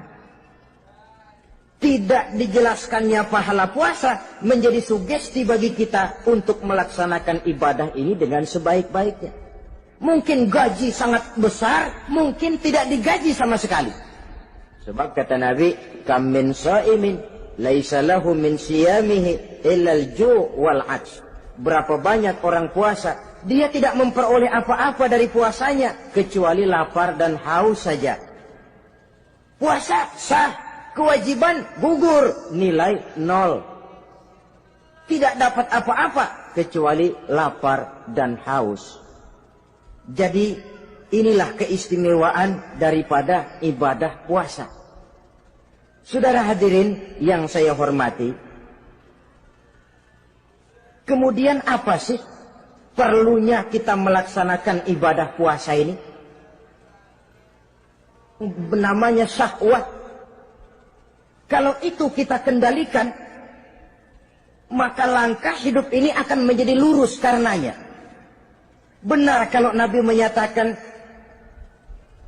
"Iza ja'a Ramadan futihat abwabus sama wa ghulliqat abwabun nar wa sufsidatis sayatin." Apabila datang bulan suci Ramadan, dibuka pintu langit, dibuka pintu surga, ditutup pintu neraka, dan diikat setan-setan itu. Siapa yang ikat setan? Puasa kita. Dengan puasa kita mengendalikan nafsu. Kalau nafsu kita kendalikan, setan nggak berkutik. Jadi yang mengendalikan nafsu itu nilai puasa. Nafsu terkendali, setan terikat. Kalau puasa, kalau nggak puasa, setannya ngebludak. Jadi jangan digambarkan, wah kalau bulan puasa setan dirantai. Rantainya kayak apa? Yang rantai siapa? Arti setan diikat di sini ialah nafsu dikendalikan. Dengan apa? Mengatur makan dan minum. Puasa kan sebenarnya logikanya mengatur perpindahan waktu makan dan minum saja. Apabila perut besar ini teratur demikian rupa, syahwat tidak menggelegak, dia terkendali. Dengan hidup pandai mengendalikan nafsu, iblis tidak berdaya dan tidak berkutik. Ma'asyiral muslimin rahimakumullah, Nabi bersabda, "La yu'minu ahadukum hatta takuna hawahu taba'an lima ji'tu bih." Belum sempurna iman kamu kalau nafsumu belum ikut apa yang aku bawa. yang dibawa Nabi tidak lain daripada syariat, termasuk di dalamnya pelaksanaan ibadah puasa. Karena itu saya pesan kepada seluruhnya, jangan kalau puasa kayak orang ngancem.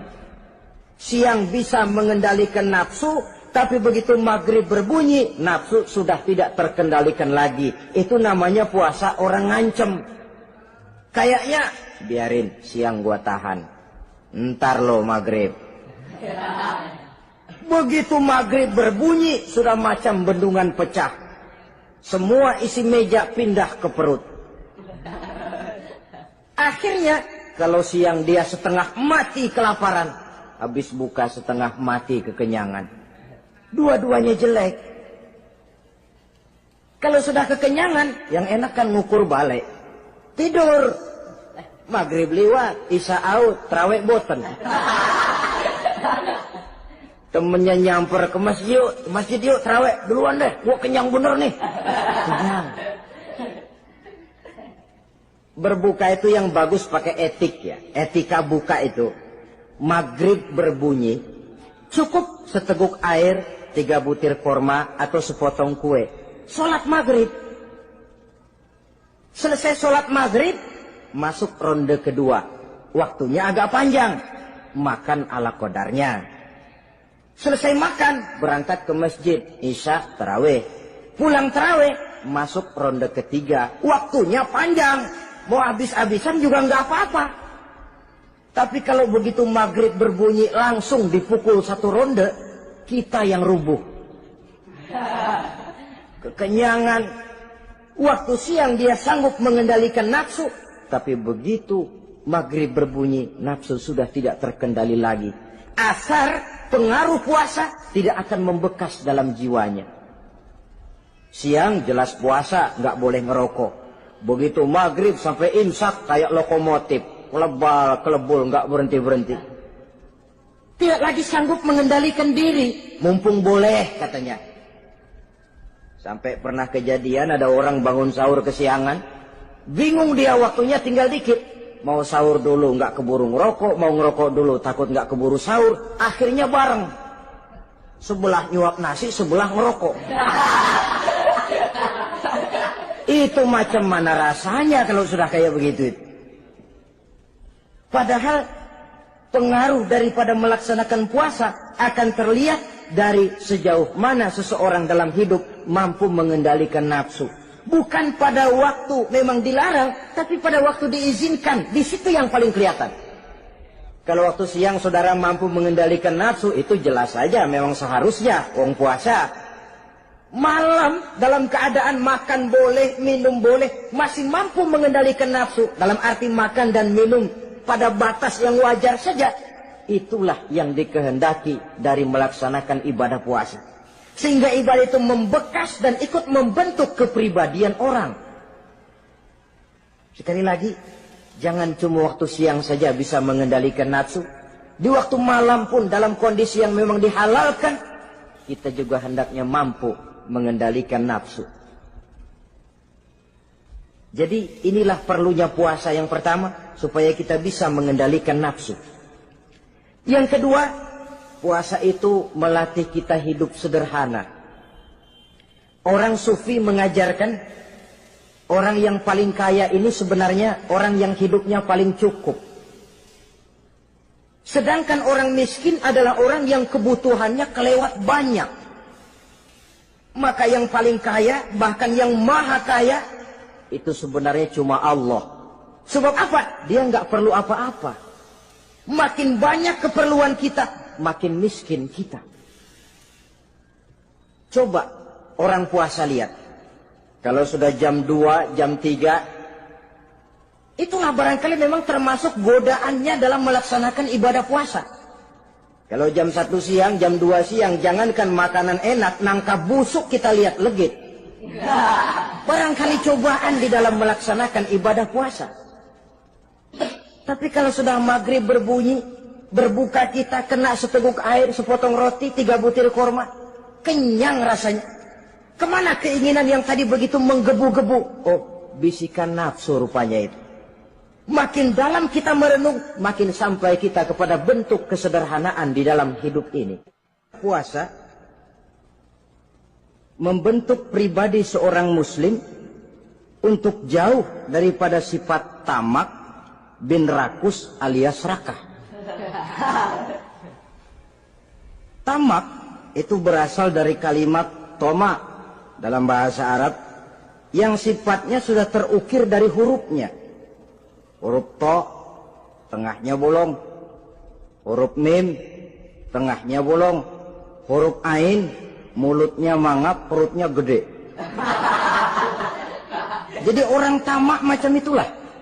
Apapun yang diberikan Allah tidak pernah ada cukupnya dan tidak pernah ada syukurnya. Sehingga Nabi menjelaskan, lau anna libni Adam wadiyani min zahabin labtagha lahuma thalisan wala yamla'u jawfa ibna Adam illa turab. Andai kata manusia mempunyai dua buah ladang yang seluruhnya emas, tidak usah kepalang tanggung, ladang emas, dua ladang semuanya ladang emas, dia tidak akan puas, dia akan mencari lagi ladang yang ketiga. Wala yamla'u jawfa ibna Adam illa turab. Mulut manusia ini memang tidak akan pernah penuh kecuali kalau sudah diisi dengan tanah. Kapan diisi dengan tanah? Kalau sudah menghadap ke arah kiblat di liang lahat, nah itu baru mulut udah nggak ngerawil, diam, tenang, kalem, diisi dengan tanah. Dengan demikian kita lihat bahwa puasa makin kita hayati, makin dekat kita kepada kesederhanaan di dalam kehidupan ini. Islam tidak melarang orang untuk kaya, untuk punya harta. Yang dilarang ialah sifat rakus, serakah, dan tamak. Karena ini akan membuat orang melakukan segala macam cara, ingkar kepada nikmat Allah, tidak pandai bersyukur, pandangan matanya selalu diarahkan ke atas. Dikala hidupnya sudah serba cukup, dia masih merasa kurang. Sebab itu dia selalu kurang. Dia sudah kaya tapi masih merasa miskin saja, maka hidupnya pun miskin terus. Saudara-saudara ma'asyiral muslimin, ini hikmah yang kedua kenapa kita perlu puasa. Yang ketiga, puasa itu melatih kita cinta kepada fakir miskin, orang-orang yang tidak mampu, yang memerlukan pertolongan. Bagaimana caranya? Dunia pendidikan berkata bahwa pendidikan akan lebih berhasil kalau bersifat audio visual. Mengajar anak berenang, bawa ke kolam. Mengajar anak naik sepeda, berikan sepedanya. Mengajar orang cinta fakir miskin, rasakan apa yang dirasakan oleh fakir miskin. Apa itu? Lapar, haus. Kan nggak bisa ngajarin anak berenang teori saja. Ke kolam nggak pernah. Teori hafal luar kepala. Gaya dada begini, gaya 200 meter begini, gaya kupu-kupu begini, gaya bebas begini. Teori hafal ke kolam nggak pernah. Sekali terjun, gaya batu.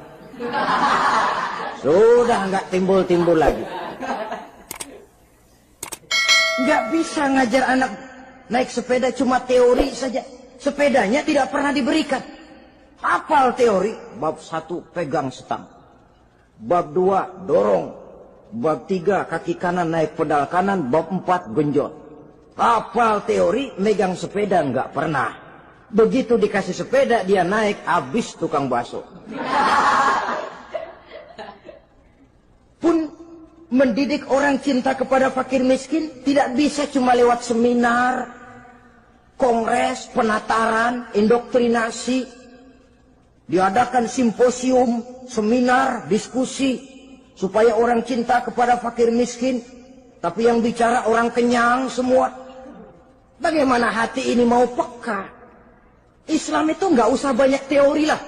Rasakan saja lapar, haus, enak nggak? Kalau kau tahu lapar dan haus tidak enak, kau lapar, haus cuma sebentar. Habis maghrib, laparmu hilang, hausmu hilang. Bagaimana saudara-saudaramu muslimin yang terkapar di kolong-kolong jembatan, yatim piatu yang hidup terlunta-lunta, perempuan-perempuan tua hidup miskin, anak pun banyak perlu uluran tangan. lapangan kerja sulit, persaingan hidup makin tajam, meringkuk mereka di sudut-sudut kehidupan, beratap langit, beralas bumi, tanpa tahu kapan hidup dan nasibnya akan berubah. Di situ pekalah hati untuk hidup tidak cuma buat kepentingan diri dan perut sendiri saja, tapi mampu memberikan pertolongan sesuai dengan kemampuan kepada mereka yang memang memerlukan. Sebuah hadis menyatakan, irhamu ahlal ardi yarhamkum man fis sama. Sayangilah apa yang ada di permukaan bumi, nanti yang di langit akan sayang kepadamu. Si kaya sayang kepada yang miskin lalu menolongnya, yang alim sayang kepada yang awam lalu membimbingnya, yang pemimpin sayang kepada rakyat lalu melindunginya. Yang di langit akan sayang kepada kita, akan turun rahmah berlimpah, akan tercipta keberkahan dan ketenangan dalam hidup.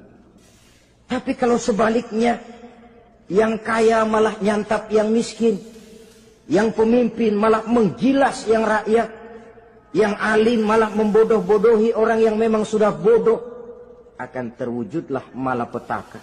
Bukan rahmah yang turun dari langit, tapi azab akan menimpa kita semua. Orang yang menghayati lapar, menghayati haus, akan timbul kepekaan sosial. Hidup tidak cuma untuk diri sendiri saja, tapi mampu melihat lingkungannya. Yang keempat, kita perlu puasa untuk menumbuhkan sifat jujur dan disiplin. Coba lihat, kalau tengah hari bulan puasa, andai kata saudara masuk ke dalam kamar seorang diri, saudara kunci dari luar, lalu saudara makan, tidak seorang pun tahu. Tapi kenapa itu tidak kita lakukan? Ada semacam perasaan malu. Malu kepada Allah. Iya, orang lain tidak tahu. Iya, manusia bisa saya bohongi, tapi Allah. Atau umpamanya waktu sholat zuhur, saudara sholat zuhur di masjid, umpama ketika ngambil air wudhu, giliran ke kemur, saudara korupsi dikit aja, telan. Jangan Nabi sumu tasihhu, berpuasalah kamu, badanmu akan sehat. Sebab apa? Saya katakan tadi, semua energi dihasilkan dari perut besar sini.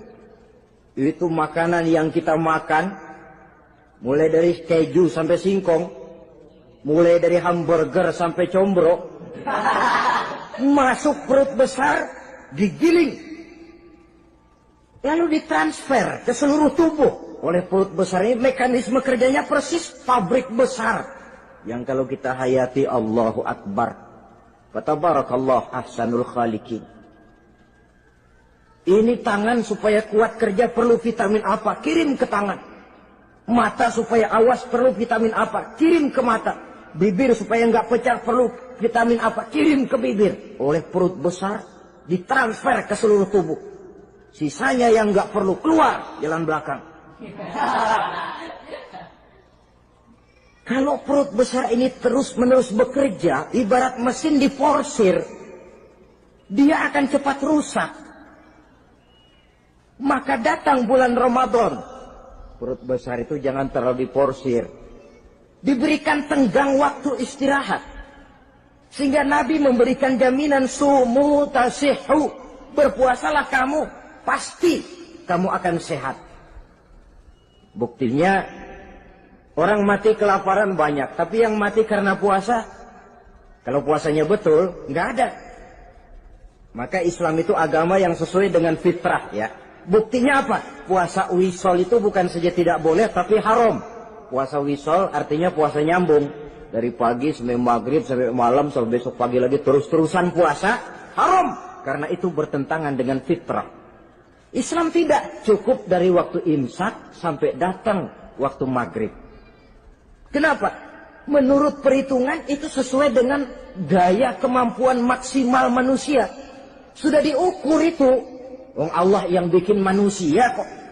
Jadi kalau Allah perintah puasa, itu sudah dalam kemampuan daya tampung dari kapasitas yang dimiliki manusia. Orang mati kelaparan banyak, yang mati karena puasa nggak ada. Belum pernah saya dengar ada warta berita, sari berita-berita penting dalam siaran ini, gara-gara bulan puasa orang Islam pada mati. Gak ada. Yang mati kelaparan banyak, tapi yang mati karena puasa tidak ada. Nabi menjamin sumu tasihu. Berpuasalah kamu, pasti badanmu akan sehat. Ma'asyiral muslimin, kalau sudah tahu kita apa perlunya kita berpuasa, pembicaraan akan saya lanjutkan bagaimana seharusnya kita puasa. Puasa yang ideal itu yang bagaimana? Al-Imamul Ghazali menjelaskan, orang yang puasa itu ada 3 macam. Pertama, saumul awam, puasanya orang kebanyakan. Orang macam ini merasa sudah puasa asal tidak makan, tidak minum. Puasa sudah. Pokoknya tidak makan, tidak minum, itulah puasa. Ini puasanya orang awam.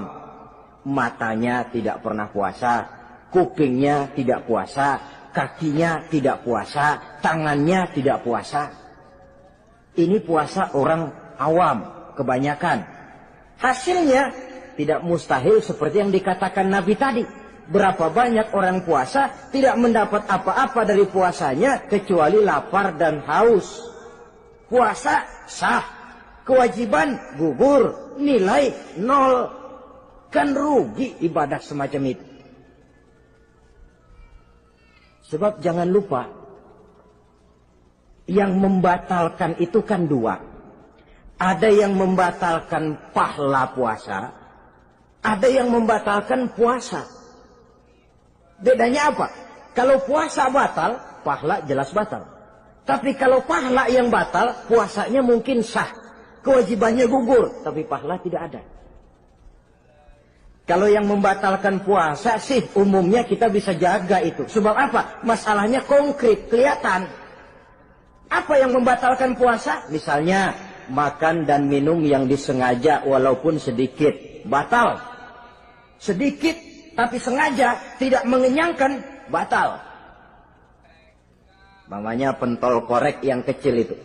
Sengaja telan waktu puasa, batal. Kan sedikit pak, nggak kenyang kok. Sengaja.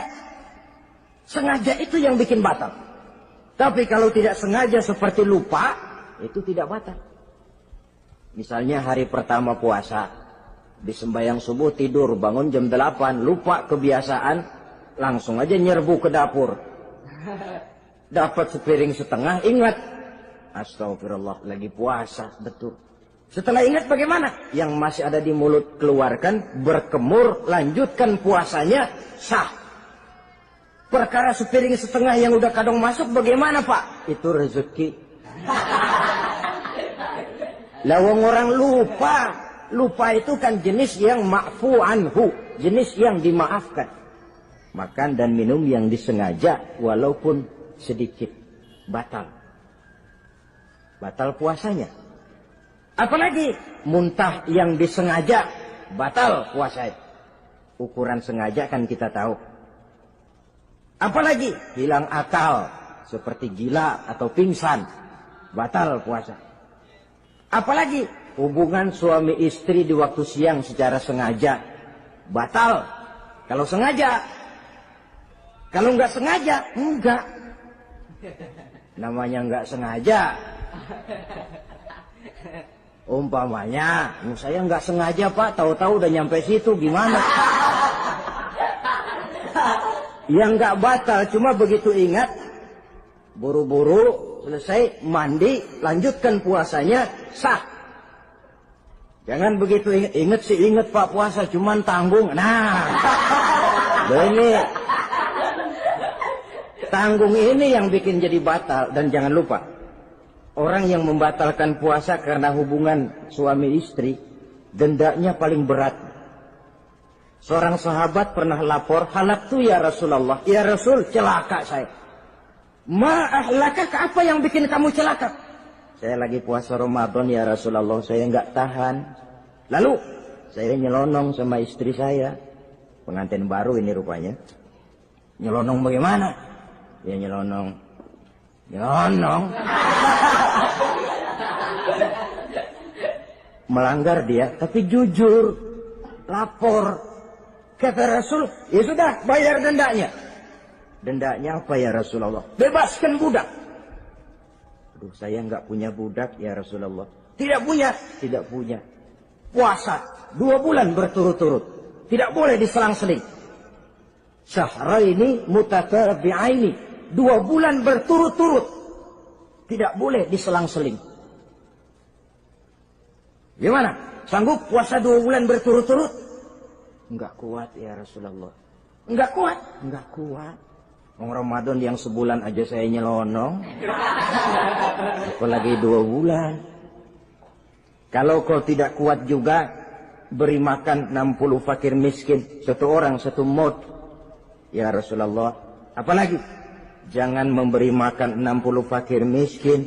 Orang istri saya di rumah sehari masak 3 hari libur. Saya orang susah ya Rasulullah. Saya pikir lagian ya orang kebangetan juga. Sudah melarat sama larangan berani. Rasul masuk ke dalam kamar, keluar kembali bawa sekeranjang kecil kurma. Kalau kau tidak punya apa-apa, bawa pulang ini. Sedekahkan kepada orang-orang miskin di kampungmu sebagai pembayar dendamu. Ya Rasulullah. Apalagi? Di kampung saya itu yang paling miskin saya. Waduh, rusak bener ini orang. Apa marah Rasul? Beliau malah senyum. Ya sudah, kalau memang yang paling miskin kamu, bawa pulang saja itu kurma, beri makan anak istrimu di rumah. Orang ini udah melanggar larangan, dapat kurma lagi. Yang kedua, watak hukum Islam itu elastis, fleksibel, tidak kaku. Tidak kalau sudah begitu ya mesti begitu, itu tidak. Yang sering kaku kan kitanya umat Islam di dalam memahami Islam. Saudara hadirin yang saya hormati, yang tidak boleh itu pun di waktu siang. Kalau malam sejak maghrib sampai sebelum imsak, pada awal perintah puasa tidak boleh. Tapi ternyata banyak juga yang nyerempet-nyerempet. Sampai Allah turunkan, uhilla lakum lailatas siyami arrafasu ila nisaikum. Dihalalkan bagi kamu pada malam puasa bergaul dengan istrimu. Jadi barangkali di antara pendengar ini ada yang pengantin baru, tolong sabarlah di waktu siang. Tunggu maghrib berbunyi. Kalau sudah maghrib habis buka, mau buka lagi juga nggak apa-apa. Terserah saja. Ini yang membatalkan puasa. Yang kita sulit mengontrol, yang membatalkan pahalanya. Apa misalnya? Ngomong-ngomongin orang. Puasa. Ngomongin orang jalan terus. Itu ya tetangga kita. Kenapa emang? Oh, anu. Kita sih bukan ngomongin orang ini.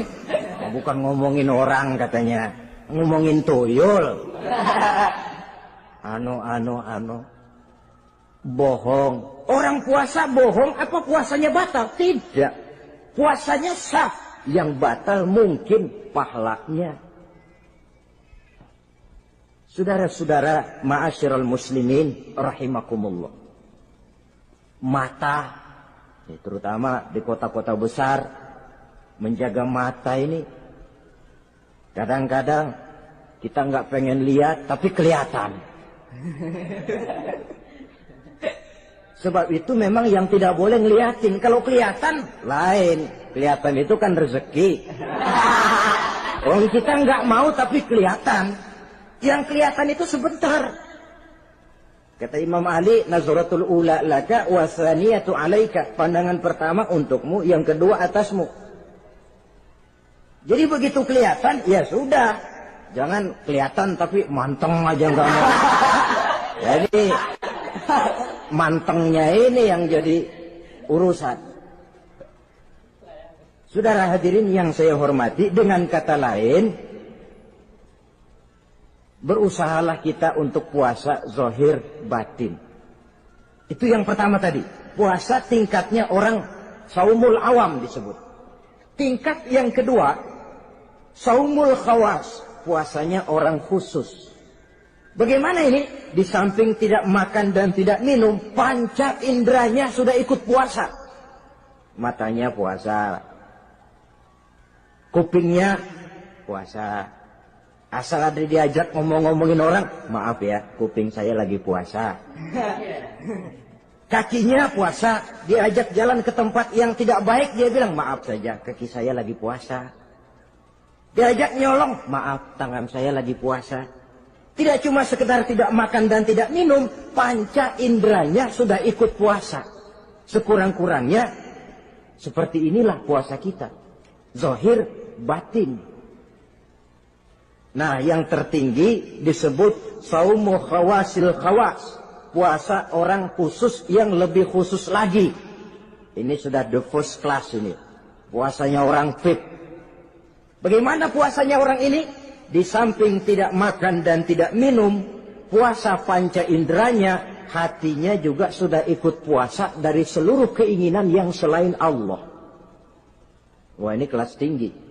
Orang yang puasa macam ini, andai kata jam 3 sore dia berpikir, ntar sore buka pakai apa ya? Dia menganggap batal pahalanya.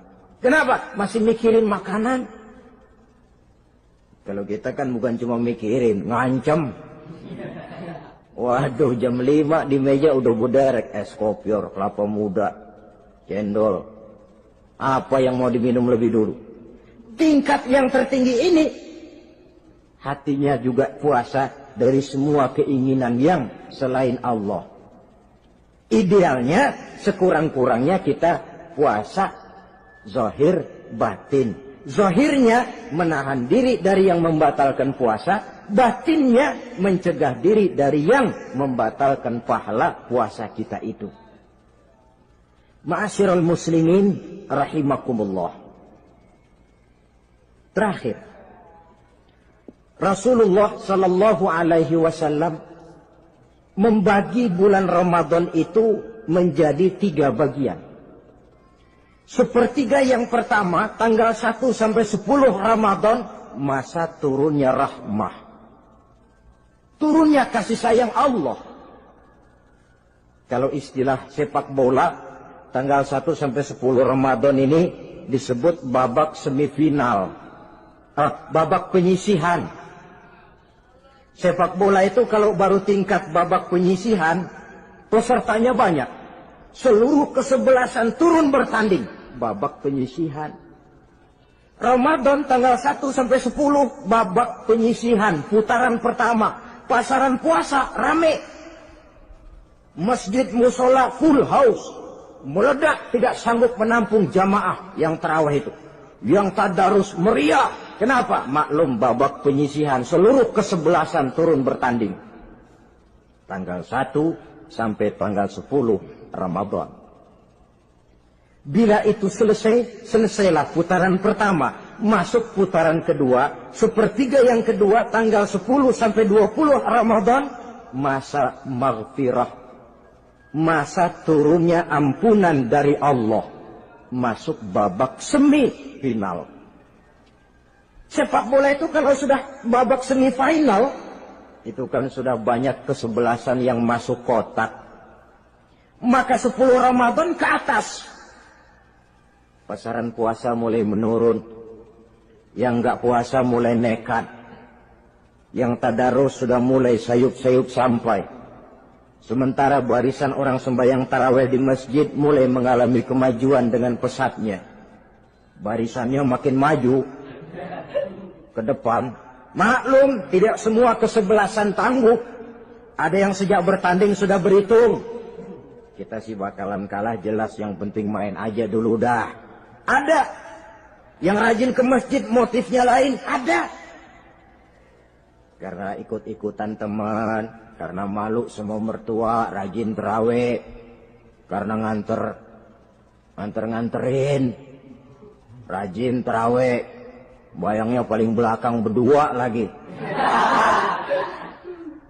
Malah ngeledek begitu imam waladolin, dia di belakang nyaut asik.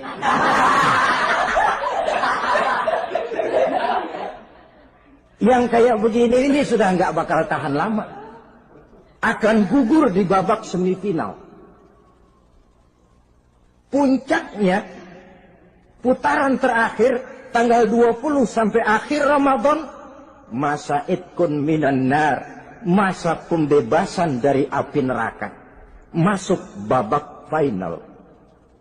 Kalau sudah babak final, ya pesertanya nggak banyak sudah. Ramadan tanggal 20 ke atas babak final. Pesertanya nggak banyak.